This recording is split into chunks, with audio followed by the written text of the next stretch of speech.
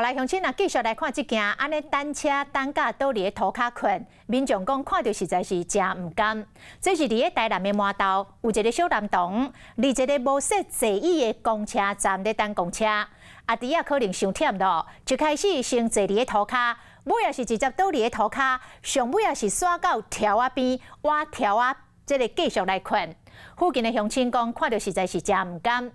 交通局来回应咯，讲会甲附近的店家来协调，看是毋是会当拼一个空间出来设座椅，通互人等公车通坐。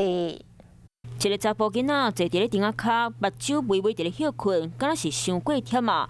尾也搁靠伫咧边个条仔，册包放伫咧原本的所在，煞来搁捡回来，甲册包当作是枕头，就安尼无穿袖啊，揪伫咧壁角困。这个画面去看到民众改翕落来。而且换了很多姿势，你看那换了很多姿势，嘿啊，有民众啊，有两个大人拦车，然后他就跟着就上车了这样。就算尾啊有对别个大人顺利坐上车，不过真侪民众嘛是看甲渐甘。他很心疼哎。为什么？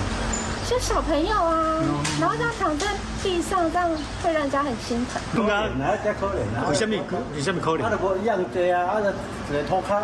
这个公车站伫咧台南市麻豆区电机戏院站，当时查甫囡仔伫咧这间美发店头口等车，边仔敢若踩一块古拗的叉椅啊，无说任何长等的座位。